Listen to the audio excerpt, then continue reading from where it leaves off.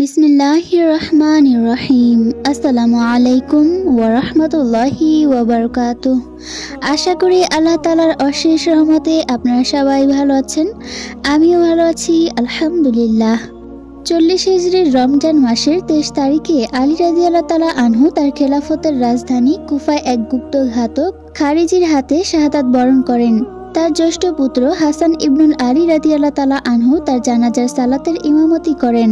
জানাজা শেষে কুফাতেই তার বাড়ির অভ্যন্তরে তাকে দাফন করা হয়, কারণ ইমাম হাসান ও অন্যান্যরা ভয় পাচ্ছিল যে সাধারণ গোরস্থানে তাকে দাফন করা হলে খারিজিগণ তার মৃতদেহকে চুরি করবে ও অপমানিত করবে। এই বিষয়টি প্রথম যুগের মুসলমানদের মধ্যে প্রসিদ্ধ ছিল। পরবর্তীকালে শিয়াগণ এ বিষয়ে একটি বানোয়াট ও মিথ্যা গল্প প্রচার করেছে। গল্পটির সারসংক্ষেপ হলো, হযরত আলী রাদিয়াল্লাহু তাআলা আনহুকে দাফন না করে উটের পিঠের ওপর ছেড়ে দেওয়া হয়। উটটি হারিয়ে যায়। পরবর্তীকালে নাজাফ তার কবর পাওয়া যায় ইত্যাদি। এই সকল কাহিনী শুধুই মিথ্যা নয়, উপরন্তু তা আলী রাদিয়াল্লাহু তাআলা আনহু, হাসান রাদিয়াল্লাহু তাআলা আনহু, হুসাইন রাদিয়াল্লাহু তাআলা আনহু ও আলী রাদিয়াল্লাহু তাআলা আনহুর পরিবারের সকলের জন্যই কঠিন অপমানজনক। ইন্তেকালের পরে মৃতদেহ দাফন করা জীবিতদের ওপর ফরজ।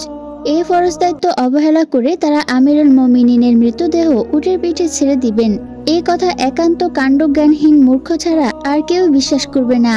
হাসান ও হুসাইন রাদিয়াল্লাহু তাআলা আনহু তো দূরের কথা, একজন অতি সাধারণ মানুষও তার পিতার মৃতদেহ এইভাবে ছেড়ে দিতে রাজি হবে না। সেও চাইবে যে তার পিতার কবরটি পরিচিত থাক, যেন সে ও তার বংশধরেরা তা জিয়ারত করতে পারে। কিন্তু সমস্যা হলো, কোরআন সুন্নাহকে পরিত্যাগ করে অতিভক্তির কারণে হৃদয়কে নিমজ্জিত করার পরে ইমামগণের নামে যা কিছু বাতিল, শরীয়ত বিরোধী, বুদ্ধি ও বিবেকের বিরুদ্ধে কথা বলা হয়েছে, সবই শিয়ারা বিভিন্ন ব্যাখ্যা করে বিশ্বাস করিয়ে নিয়েছে। এই মিথ্যাচারের ভিত্তিতে নাজাফ শহরে একটি কবরকে শিয়াগণ আলী রাদিয়াল্লাহু তাআলা আনহুর কবর বলে বিশ্বাস ও প্রচার করে। আলী রাদিয়াল্লাহু তাআলা আনহুর শাহাদাতের পরে 300 বছর পর্যন্ত কেউই বলেননি যে আলী রাদিয়াল্লাহু তাআলা আনহুর কবর নাজাফে। বরঞ্চ প্রায় 300 বছর পরে বিভিন্ন জনশ্রুতি ও কুসংস্কারের ভিত্তিতে এই কবরটি আলী রাদিয়াল্লাহু তাআলা আনহুর কবর বলে পরিচিতি পেতে শুরু করে। নাজাফের এই কবরটি আলী রাদিয়াল্লাহু তাআলা আনহুর কবর। এই জন্য তারা নাজাফ শহরকে বলে নাজাফ আল আশরাফ। মক্কা শরীফ, মদিনা শরীফ ও নাজাফ আশরাফ, অর্থাৎ পবিত্র মক্কা, পবিত্র মদিনা ও মহাপবিত্র নাজাফ।